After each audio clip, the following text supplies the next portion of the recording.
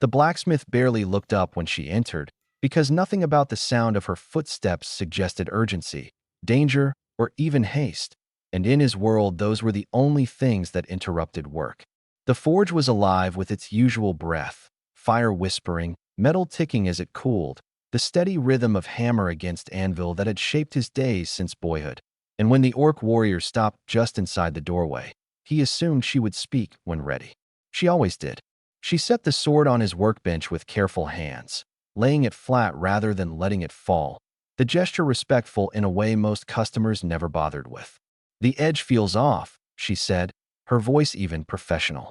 He wiped his hands on his apron and reached for the blade without hesitation, fingers familiar with weight and balance before thought could catch up. The steel was warm from the journey but otherwise flawless. No chips, no warping, no stress marks hidden along the spine. He tilted it toward the light, listening more than looking, letting the blade tell him what it knew. It told him nothing new.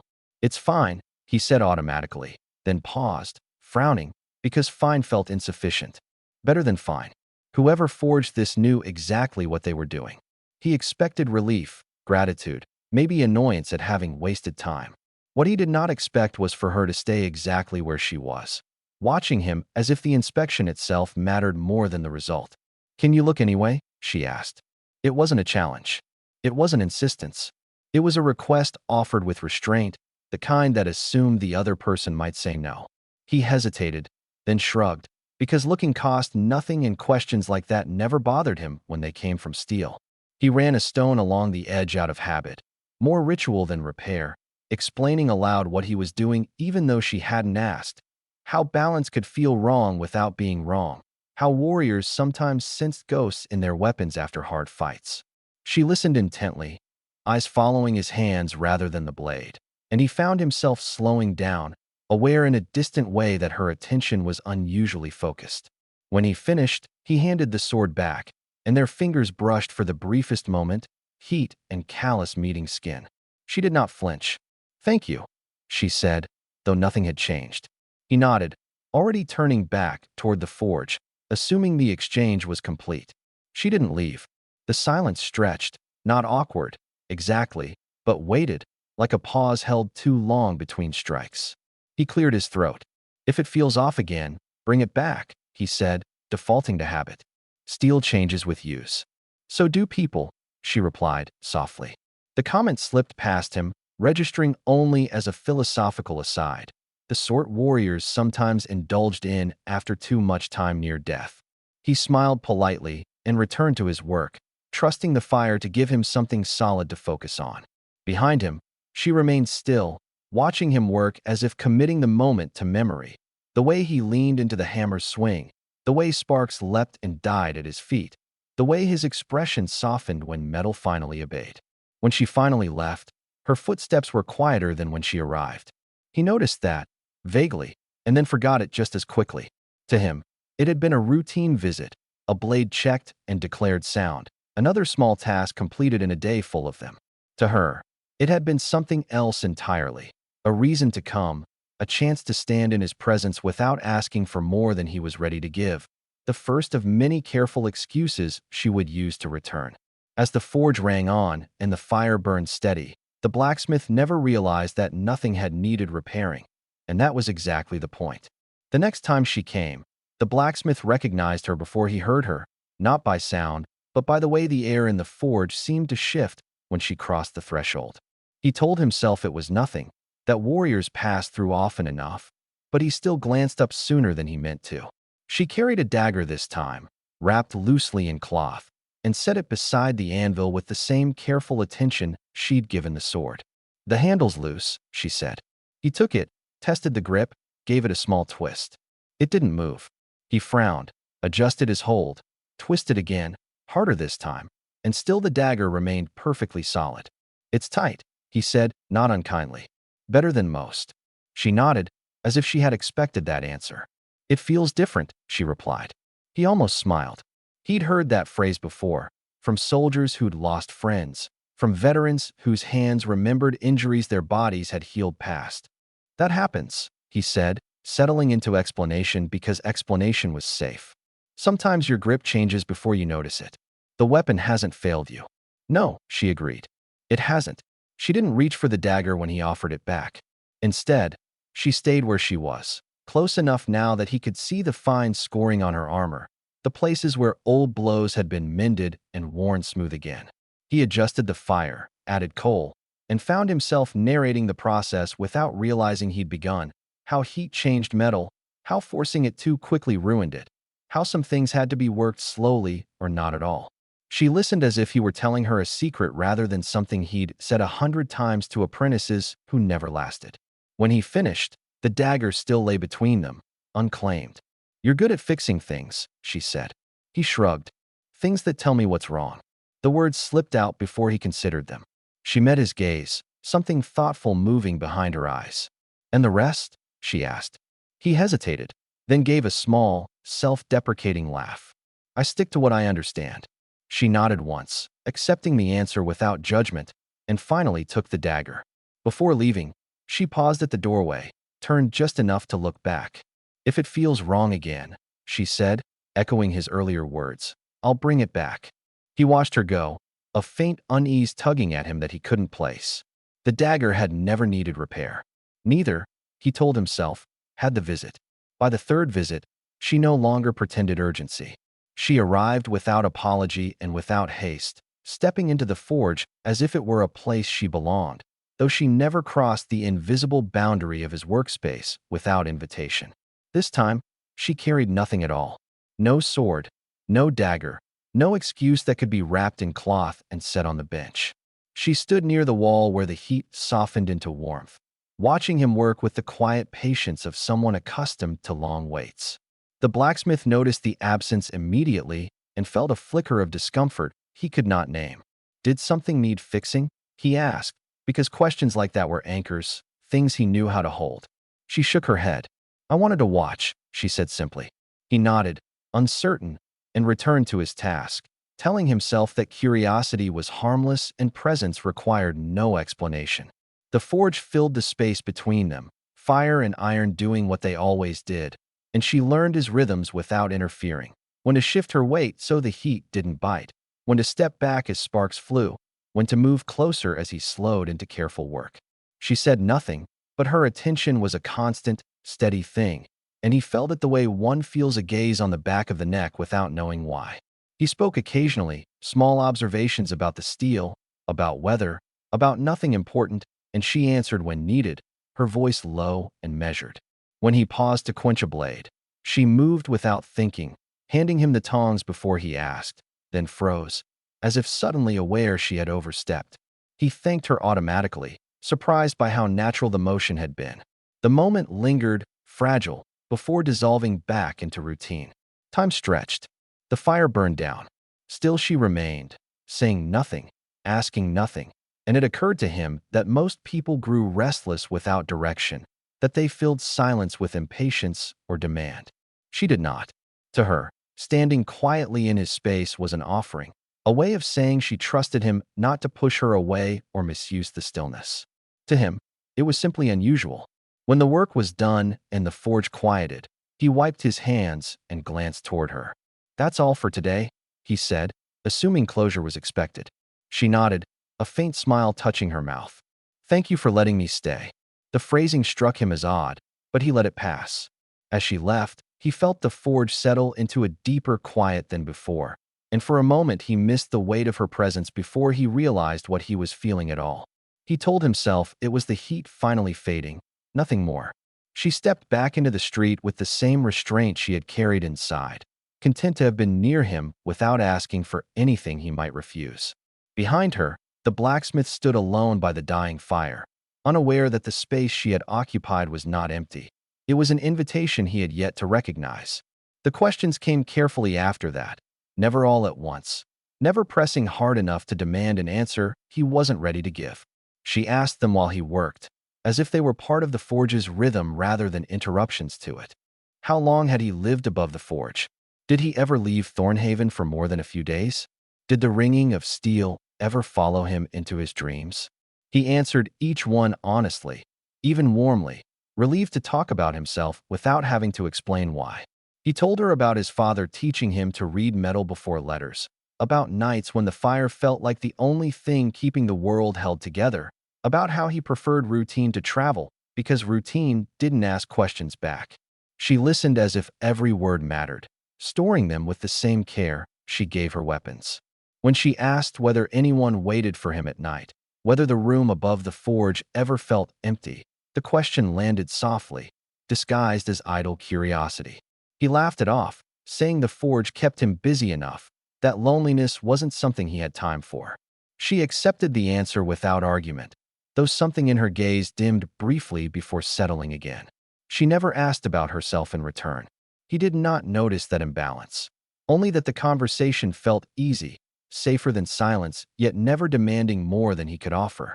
In her world, questions like these were bridges, ways of inviting someone to cross without being pulled. Each one was an opening, a chance for him to turn the attention back toward her, to ask about her patrols, her scars, the weight she carried when she stood alone at the border. He never did. When he spoke of her, it was always practical. How her armor held up, how often she sharpened her blades, how disciplined her form must be to keep steel in such condition. She answered politely, though each practical exchange felt like a door gently closed. Still, she returned. She asked fewer questions, but the ones she asked grew more deliberate. Did he ever wonder what people wanted when they didn't say it outright? Did he believe some things were worth risking misunderstanding for? He frowned at those, uncomfortable, and replied with careful generalities about clarity and honesty, about how he trusted people to say what they meant. She nodded, as if confirming something she already suspected. One evening, as the fire burned low, she stood closer than usual and watched his face instead of his hands. "You fix what's broken," she said. "What do you do when nothing looks wrong?" He considered the question longer than the others. "Then nothing needs fixing," he replied at last, confident in the logic even as it left a faint ache behind his ribs. She looked away then, gaze drifting to the embers, and he missed the moment entirely. In her culture, unanswered questions were answers of their own, and she was learning how carefully he avoided them. When she left that night, her steps were measured, her posture steady, but the space she left behind felt subtly altered, as if the forge itself were waiting for something that did not come. He stood there for a long time after she was gone, tools in hand, aware of a strange sense of incompleteness he could not name. He told himself it was nothing more than a conversation unfinished, a thought half-formed. She walked back through the dark streets carrying the knowledge that she had asked everything she safely could, and that if he was ever going to see her clearly, it would have to come from him. The gifts began quietly, so quietly that he did not recognize them as gifts at all, only as the natural overflow of a warrior's habits. The first was a small vial of oil placed on the corner of his bench after a visit where nothing had been repaired, its surface catching the forge light like clear amber. "For your tools," she said, as if that explained everything. He thanked her, genuinely pleased, and set it beside his sharpening stones without another thought. The next time, it was a strip of cured leather, thick and supple, edges beveled with care, and stitched so tightly the seam nearly vanished. He admired the craftsmanship, commented on how long it must have taken, and hung it on a peg where unfinished materials waited their turn. She watched him do it, her expression steady, unreadable. In her world, gifts meant to be worn were declarations, visible choices that said this matters enough to carry. Each one was chosen carefully, useful enough not to burden, personal enough to reveal intent. She waited to see if he would use them, if he would make space on his body rather than on his shelves. He never did. He treated each offering with respect and distance, the way he treated everything he did not know how to name. When she brought a bracelet, wide and well-made, the leather stamped with a simple clan mark burned deep into the hide, he paused longer than usual. He turned it over in his hands, impressed despite himself. "You made this?" he asked. She nodded. "It takes time to do it right." He smiled, warm and sincere. "It's excellent work." The words were true. The moment was not. He placed the bracelet with the others, arranging it neatly so it wouldn't be damaged, and went back to the forge fire without realizing what he had just done. If disappointment crossed her face, it passed quickly, folded away with the same discipline she brought to battle. She did not explain. She did not correct him. Explanation would have turned offering into demand, and she would not force what she hoped he would choose freely. Still, She lingered less after that. The gifts continued. Small things, deliberate things, a carved charm meant for protection, a pouch of bitter mountain tea meant to be shared, a simple iron ring left once on the bench without comment. He accepted them all with gratitude and placed them all aside, believing he was honoring them by keeping them safe. He did not understand that safety was not what they were asking for. Each untouched gift became a marker, a quiet tally of moments where she had stepped forward and he had remained exactly where he was. Others noticed. A young guard once glanced at the bracelet on the shelf and then at the blacksmith's bare wrist, her brow creasing briefly before she looked away. The baker's daughter whispered that the warrior was courting him, that anyone could see it. He laughed, uncomfortable, insisting that warriors gave gifts differently, that it was probably custom or courtesy. He did not see the pattern because patterns required stepping back, and stepping back required looking at something other than steel. For the orc warrior, the shelf became a mirror she did not want to look at. Every gift placed there was proof that she had been seen and misunderstood at the same time. She adjusted, as she always did, pulling back without retreating, offering less while hoping more. She told herself patience was strength, that waiting was not weakness. But even patience has a shape, and hers was slowly wearing thin. The blacksmith stood in his forge at the end of one long day, surveying the orderly row of items he had been given, satisfied by their neat arrangement, unaware that he had turned confessions into keepsakes and stored away something that had been meant to be carried, not kept. She came on a morning that felt deliberate in its plainness, the sky a flat gray that made the forge light seem warmer by contrast. There was no flourish to her arrival, no weight of armor settling, no bundle wrapped in cloth. She carried a spear this time, held loosely, the haft straight, the head unscarred, the bindings tight and clean. The blacksmith took it out of habit and felt the familiar certainty settle into his hands almost immediately. It was balanced for reach and control, the temper true, the alignment flawless. He rotated it, sighted down the shaft, tested the fittings with a practiced twist, and found nothing that asked to be changed. "It's good," he said, then added, as if the words needed softening, "very good." She did not step back to receive it. She stayed where she was, closer than she had ever stood, close enough that he could see the fine lines where her armor had rubbed skin raw and healed again, close enough that the heat of the forge touched them both. "Then keep looking," she said quietly. He hesitated, surprised by the request, and felt an old instinct rise, the one that told him to be thorough, to prove care through diligence. He checked again, slower this time, explaining aloud what he saw, narrating certainty the way he always did when uncertainty made him uneasy. She listened, eyes on his face, not the spear. When he finished, he set it down between them and waited for her to take it. She didn't. "Why do you think I come here?" she asked. The question was gentle, but it landed with a weight that made his chest tighten. He searched for an answer that would not require him to move from solid ground. "Because you trust my work," he said. "Because you want your weapons ready." She nodded, once, as if acknowledging a truth that existed alongside another he was refusing to touch. "And when there's nothing to fix?" she asked. He opened his mouth, then closed it. The forge crackled. Outside, a cart rattled past. He felt the moment narrow, felt the choice press closer, and reached for safety. "Then there's nothing to do," he said, and even as he spoke, the words sounded smaller than he meant them to be. She studied him for a long breath, her expression steady, controlled, the discipline of a commander holding a line that was finally giving way. "I needed you to ask," she said, not accusing, not pleading. Just once. He felt the urge to apologize rise and stall, blocked by the fear of saying the wrong thing, of naming something he could not measure. He did not ask. He thanked her instead, professional and kind, and stepped back to give her room. The space widened. She picked up the spear and turned toward the door, movements precise, contained. At the threshold, she paused. "If you ever wonder why nothing was broken," she said, her voice even, "it's because I wasn't trying to be fixed." Then she left. The sound of her footsteps faded, and the forge returned to its usual order, tools in place, fire steady, work waiting. The blacksmith stood alone with a weapon that had never needed him and a realization he did not yet have the courage to face. He told himself it had been a misunderstanding, that if something mattered, she would have said so plainly, that clarity was kindness. He told himself many things. Outside, the street went on as it always did. Inside, something essential had shifted, and the last repair, the one that had never been about steel, went undone. The forge felt wrong the first morning she didn't come, though the blacksmith couldn't have said why.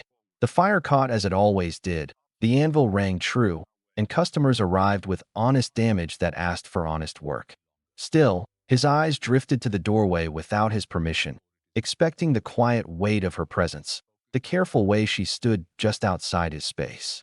By midday, he told himself she was busy. By evening, he told himself nothing at all and worked until his arms ached, striking iron harder than necessary, as if force might drive away the faint sense of unease settling under his skin. The second day passed the same way. Then the third. Her absence began to take shape, not as a sudden loss, but as a widening gap, a space he kept stepping around without meaning to. Old Merrick noticed before he did. The coal was dumped with more noise than necessary, and the old man clicked his tongue as he watched the blacksmith polish a blade that no longer needed it. "She's not coming back," he said, matter of fact. The blacksmith bristled. "You don't know that." Merrick shrugged. "I know what it looks like when someone's finished asking." He left without waiting for an answer. The baker's daughter was less patient. She leaned through the forge window one evening and asked, blunt and unkind, whether he'd finally managed to scare the orc commander away. He snapped that she was busy, that boarders didn't guard themselves, that she'd return when she needed something fixed. The girl shook her head, frustration plain. "She never needed anything fixed," she said. "That was you." The words followed him back to the fire like smoke. Rumors reached him in fragments. Longer patrols, harder routes, a commander volunteering for assignments no one wanted.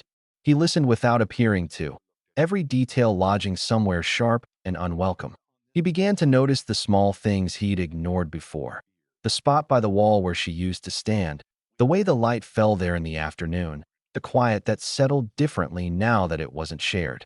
At night, the room above the forge felt larger than it ever had, the silence pressing close instead of distant. He replayed her visits in his mind, the questions she'd asked, the gifts he'd shelved, the last repair that hadn't been one at all. The memory of her standing close, asking him to look again, returned with new weight. She had been asking. He had been answering with routine. On the fifth day without her, he found himself holding the leather bracelet she'd given him, turning it over in his hands, finally noticing how it was meant to fit a wrist rather than a shelf. The realization did not arrive gently. It settled like a bruise, tender and unavoidable. When she stopped asking, the answer had already been given. The blacksmith stood in his forge, surrounded by work that made sense, and understood for the first time that silence could be chosen, and that he had chosen it every time she had offered him something more. Understanding came not as a revelation, but as a slow, humiliating clarity, the kind that settles in once there is nothing left to distract from it. The blacksmith began to see her everywhere precisely because she was nowhere to be found. In the space beside the forge wall where the heat softened into warmth.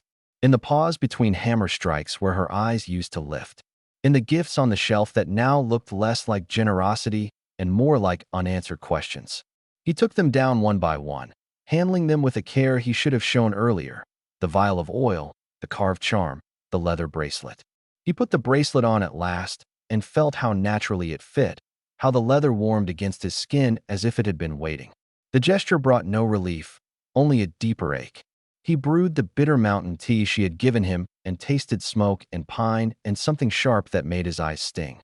He remembered the way she had stood closer on the last day, asking him to look again, asking him, without words, to choose. He had answered with certainty where courage was required. Conversations replayed themselves differently now, each one a confession he had mistaken for inconvenience. "If it feels wrong again, bring it back. I needed you to ask." The pattern became impossible to ignore. She had stripped every excuse away, bringing him weapons that needed nothing so he would have to look beyond them. She had given gifts meant to be worn so he would have to decide whether to carry her presence with him. She had asked questions that opened doors he had refused to step through. And when she finally stopped asking, it wasn't punishment, it was exhaustion. The town confirmed what his memory had already taught him. Guards spoke of a commander taking the longest routes, volunteering for the most dangerous patrols, standing alone at the front of fights that should have been shared. Each rumor sharpened his guilt. He realized then that his silence had not been neutral. It had been a refusal dressed up as politeness, a choice to remain untouched by risk. The forge, once his refuge, felt suddenly too small. He stood in the doorway at dusk, the bracelet heavy on his wrist, and understood that waiting for her to return was just another way of avoiding action. Understanding, once arrived, demanded movement. He packed without care, grabbing supplies at random, leaving the forge cold for the first time in years. As he closed the door behind him, the sound echoed louder than any hammer strike. He did not know if he was too late. He only knew that if he stayed, he would be choosing silence again, and that was one choice he could no longer pretend not to see. He followed the road north because it was the only direction that made sense, because every rumor bent that way and every instinct he'd ignored for months finally spoke with a single voice. The horse he borrowed did not like him, and he deserved that. He rode poorly, stiff in the saddle, learning balance the way he learned everything else, late, through repetition and bruises. The land changed as he went, fields giving way to scrub and stone, the air thinning, the wind sharpening until it cut thought into clean edges. He asked at way stations and border posts, careful with his words, saying only that he was looking for the orc commander who took the long routes. People nodded as if that explained everything. They told him she'd passed through days earlier, sometimes alone, sometimes with a skeleton patrol that moved like a promise kept by habit rather than hope. They told him she fought clean and held ground longer than was wise, that she never complained, that she never lingered anywhere she might be tempted to rest. Each telling tightened something in his chest. He rehearsed what he would say when he found her and discarded the lines as quickly as he formed them. Apologies felt thin. Explanations felt cowardly. He needed something simpler and harder, truth without polish. On the third night, he slept under a sky so clear it felt accusatory, the stars laid out like points he should have connected sooner. He dreamed of the forge, of perfect blades laid on his bench, of hands hovering and never touching. He woke before dawn and rode on. Near the river watch, he found signs of recent fighting. Scorched brush, arrows snapped cleanly in two, a shield set aside with care rather than abandonment. Survivors spoke quietly, the way people do when outcomes are uncertain. She held, one said. Always does. Another shrugged. She doesn't stop to be found. The words stung because they were true in more ways than one. He followed the river's sound, louder now, insistent, and found her at last at the edge of a stony rise, sitting with her back to the wind, armor loosened, hands steady as she cleaned a blade that needed no cleaning. She looked up as he approached, surprise flickering and then settling into something guarded and tired. He stopped a few steps away, the distance deliberate, a respect he had learned too late but meant to keep. I didn't know how to ask, he said, because starting anywhere else felt dishonest. The words were rough and unshaped, but they held. She watched him, eyes unreadable. I thought if something mattered, it would be broken, he continued.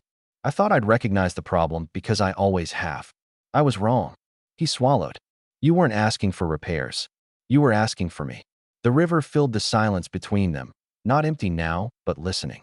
She set the blade aside and stood, movements careful, pain acknowledged without ceremony. Why now? She asked, not accusing, just precise. He met her gaze. Because when you stopped asking, I finally heard the answer I'd been giving, he said. And it was one I don't want to live with. He did not reach for her. He did not promise what he could not keep. He offered the simplest thing he had. If you still want me, he said, I'm here to choose you. Not because anything is broken, because I see you. She searched his face the way she had searched his forge, looking for stress, for weakness, for the truth of the temper beneath the surface. At last, she nodded once. Then stay, she said, and don't make me ask again. He stayed. The river rushed on, and for the first time, the distance he had crossed felt like the beginning of something rather than the proof of how late he was. They returned to Thornhaven together, not in triumph and not in silence, but in a careful, learning quiet that felt honest. He walked beside her horse when the ground grew rough, matching his pace to hers, listening the way he had learned to listen, without rushing to fill space, without hiding behind certainty. When the forge came into view, smoke lifting into the evening air, he felt the old pull of routine and did not let it claim him alone. Inside, he lit the fire and let it warm the room before touching iron, a small change that meant more than it seemed. She stood where she always had, near the wall, but this time the distance felt chosen rather than imposed. He spoke first, because he had learned that waiting was no longer neutral. He told her plainly what he had missed, how he had mistaken her patience for professionalism and her gifts for courtesy, how he had believed care would announce itself loudly enough to be safe. He did not defend himself. He named the fear of choosing without measurement, of stepping into something he could not repair if it broke, and let it sit between them without excuse. She listened, arms folded loosely, eyes steady. When he finished, she nodded. "You carry it now," she said. "That's what matters." Days settled into weeks. She healed. He worked. Sometimes she brought weapons, sometimes she didn't, and he no longer asked for reasons. When she set steel on the bench and said it felt wrong, he looked at her first, then the blade. When nothing needed repair, he did not rush to reassure. He asked instead, "What do you need?" The question changed everything. He wore the bracelet she had given him, not as a symbol for others, but as a reminder for himself. The gifts came off the shelf and found their places, used, carried, shared. The forge changed, subtly. It grew warmer, louder with shared laughter, quieter in ways that no longer felt empty. The town noticed, as towns do, and then moved on, because some things need no explanation. On evenings when the fire burned low, she would sit beside him and speak of borders and choices and the cost of standing alone. He would listen, really listen, and learn where his presence could steady without controlling. When disagreements came, as they did, they met them without retreat. No shelving, no silence used as shield. He learned that choosing her did not mean abandoning the forge. It meant letting the forge be part of a life rather than the whole of it. One night, as the hammer rang cleanly and the stars rose beyond the open door, she asked him if he remembered the first time she brought him a perfect blade. He did. He remembered calling it fine and meaning nothing by it. "I didn't know what you were asking," he said. She smiled, small and sure. "You do now?" He set the hammer down and took her hand, the weight of it solid and real. "I do," he said. What he finally chose was not perfection or safety or certainty. He chose attention. He chose to ask. And in that choice, the repairs that mattered most were no longer about steel at all.